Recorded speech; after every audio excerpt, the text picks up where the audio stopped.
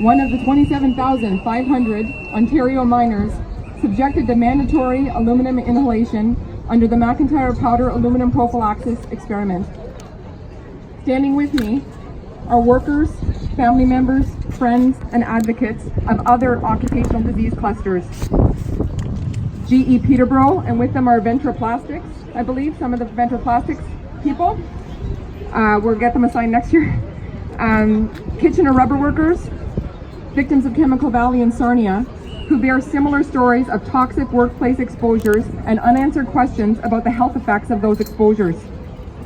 Many people gather on Injured Workers Day because the Ontario Workplace Safety and Insurance Board has denied their claims for recognition of work-related injuries and illnesses.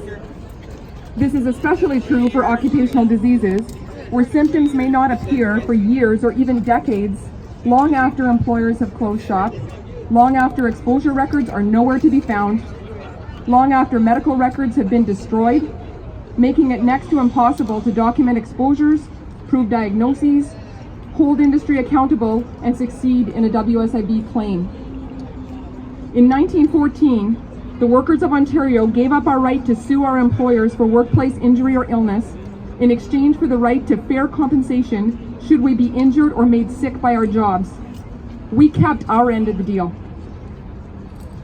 WSIB has the power to grant our right to fair compensation or to deny our right to fair compensation.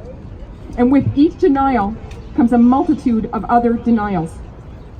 You deny us our dignity, the acknowledgement that our years of exposure to multiple toxins is significantly responsible for our sickness.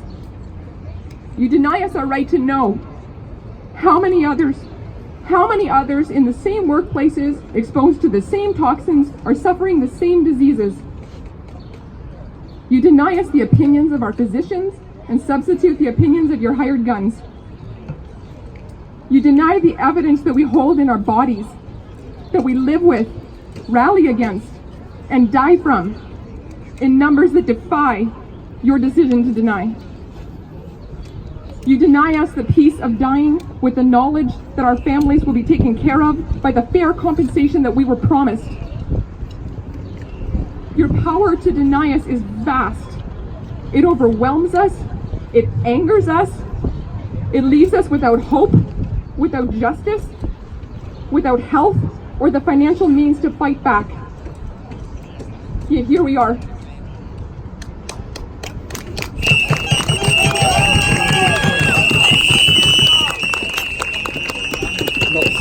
All of us gathered here together in defiance of your power, in defiance of the oppression that we feel. We gather as workers, as family members, as friends, as advocates. We gather for those who are too ill to be here. We gather for those who have died without justice. We gather as allied forces. There are more of us than there are of you. We have suffered more.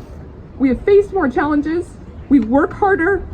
We help each other. We overcome adversity. And we too have the power to deny.